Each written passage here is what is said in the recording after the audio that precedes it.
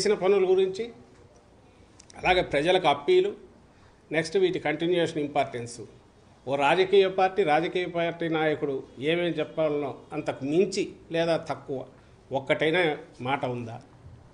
ప్రతిదీ కన్స్ట్రక్టివ్గా ఉంది, మాట్లాడుతున్నారు, చెప్తున్నారు, ప్రజల్లోకి ఆ మెసేజ్ పోతుంది. ఇందులో అబద్ధపు ఇవి ఉంటే ఆ అబద్ధం ఇదేదో చెప్పాలి. అసలు ఎక్కడ మొదలు పెడుతున్నావో తెలియదు, ఎక్కడికి వెళ్తున్నావో తెలియదు.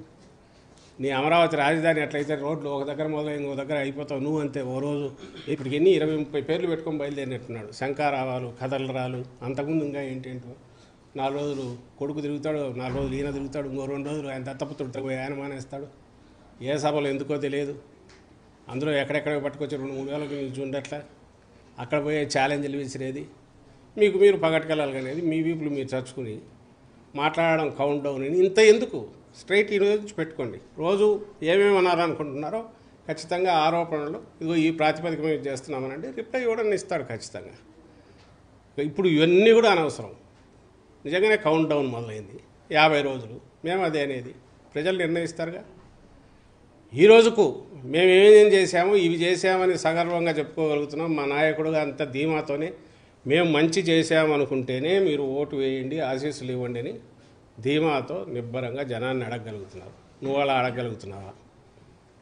మేము పెట్టిన వాలంటీర్ల వ్యవస్థ ఓ బ్రహ్మాండమైన డెలివరీ సిస్టమ్ అని మేము చెప్పగలుగుతున్నాం.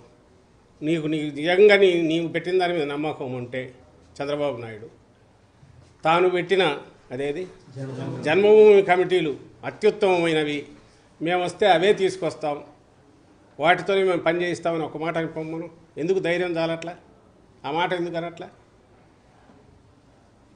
అలాగే చంద్రన్న కానుకనే నేను ఇస్తాను అని ఎందుకనట్లా? ఇంకొకటేదో ఆ పేర్లు ఎందుకనట్లా? అవే బ్రహ్మాండమైనవి అని ఎందుకు చెప్పలేకపోతున్నాడు?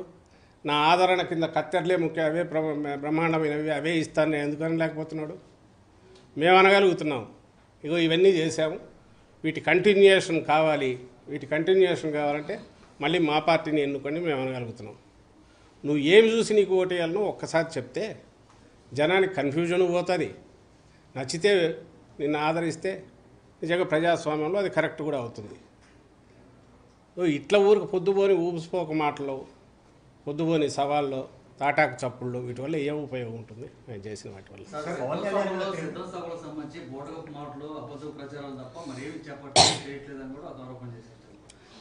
ప్రజలు చూస్తున్నారు కదా, ప్రజలు చూస్తున్నారు. సిద్ధం సభలు వాటికి వచ్చే అవి కార్యకర్తల సమావేశాలు. కార్యకర్తలు ఎంత ఉత్సాహంతో వస్తున్నారో, ఎలా రెస్పాండ్ అవుతున్నారో అది ఎక్కడి నుంచి వస్తుంది? ప్రజల్లో ఉన్న ఆదరణ వల్ల వచ్చింది. ఆ ఉత్సాహం కానీ ఆత్మవిశ్వాసం కానీ నాయకుడి మీద ఉండే విశ్వాసం అది. అలాగే అక్కడికి వచ్చి ఆయన మాట్లాడిన మాటల్లో నిన్న జగన్మోహన్ రెడ్డి గారు నిన్న కానీ అంతకుముందు 2 సభల్లో కానీ లేదా అంతకుముందు ఎక్కడ మాట్లాడినా ఒక్క మాట అయినా పరుషంగా, రాజకీయంగా ఎన్నైనా అనొచ్చు కానీ పరుషంగా వ్యక్తిగతంగా దూషించే మాటలు ఒకటన్నా అన్నాడు చంద్రబాబును కానీ ఆయన కొడుకును కానీ? అలాగే ఆయన మాట్లాడిన మాటల్లో ఏదైనా తాను చేసిన పనుల గురించి అలాగే ప్రజలకు అప్పీలు నెక్స్ట్ వీటి కంటిన్యూషన్ ఇంపార్టెన్స్ ఓ రాజకీయ పార్టీ నాయకుడు ఏమేమి చెప్పాలనో అంతకు మించి లేదా తక్కువ ఒక్కటైనా మాట ఉందా? ప్రతిదీ కన్స్ట్రక్టివ్గా ఉంది, మాట్లాడుతున్నారు, చెప్తున్నారు, ప్రజల్లోకి ఆ మెసేజ్ పోతుంది.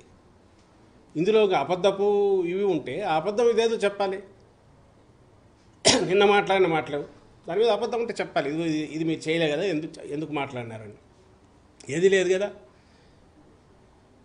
1,40,00,000 కుటుంబాలకు, 1,45,00,000 కుటుంబాలకు రెగ్యులర్గా అందుతున్న బెనిఫిట్స్ కానీ అలాగే 2,55,000 కోట్లు ఏవైతే డీబీటీ ద్వారా పోయింది కానీ ఇందులో అవాస్తవం ఏముంది? కొన్ని ప్రభుత్వం లెక్కలే అవాస్తవం అంటే ఇంకా అది అంతా అవాస్తవం, అంతా బ్రహ్మ పదార్థం అనుకోవచ్చు. కానీ దీన్ని ఎవరికి డినై చేయలేదు కదా, కాదనలేని సత్యాలే కదా. అలాగే ఊరూరు సచివాలయాలు రావడం కానీ, నాడు నేడు కింద